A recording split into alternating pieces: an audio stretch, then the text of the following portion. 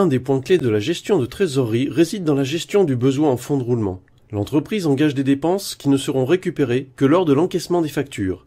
C'est donc un besoin d'argent nécessaire au bon fonctionnement de l'entreprise. Cet argent immobilisé dans l'entreprise est appelé BFR.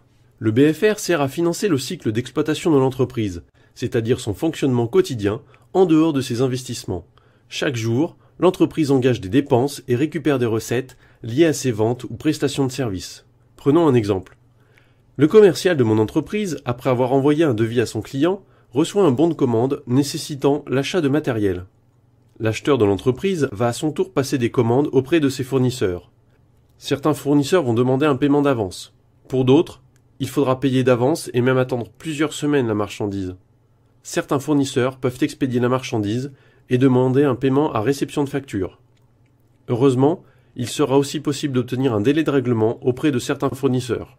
C'est ensuite la production qui va engager des dépenses pour fabriquer les produits ou produire le service. Il faudra aussi payer les salaires du personnel, ainsi que les charges sociales et les impôts.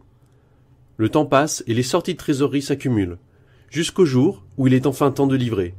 Mais pour autant, le client ayant négocié un délai de règlement, les sorties de trésorerie s'accumulent, les factures fournisseurs arrivent à échéance et l'entreprise n'a toujours pas touché un centime. Arrive enfin le règlement de la facture, qui va couvrir l'ensemble des dépenses et générer une marge pour l'entreprise. Mais pour générer cette marge, l'entreprise a dû avancer de la trésorerie. C'est son besoin en fonds de roulement. Au global, pour mon entreprise, le BFR est la moyenne de toutes les micro-opérations ponctuelles ayant entraîné un besoin de trésorerie. Mon expert comptable peut m'aider à calculer mon BFR. Une fois que j'ai cette information, je peux en déduire un certain nombre de conclusions. Si mon BFR est positif, j'aurai un besoin de financement à court terme, comme du découvert bancaire ou de la mobilisation de créances. Si mon BFR est nul, l'activité s'autofinance automatiquement.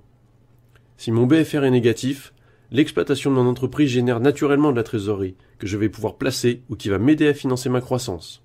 Comment optimiser son BFR ? En se faisant payer plus rapidement par ses clients, éventuellement en demandant un acompte. En mobilisant ses créances auprès d'un établissement financier, par de l'affacturage ou de la cession d'AI. En négociant avec ses fournisseurs des délais de règlement plus longs. Il est parfois possible de réduire son niveau de stock ou de faire du reverse factoring, encore assez peu développé en France. Vous pouvez également visionner nos autres vidéos. Comment se faire payer plus rapidement par ses clients? Comment mobiliser ses créances clients? Comment négocier ses délais de règlement fournisseurs? Comment réduire ses stocks?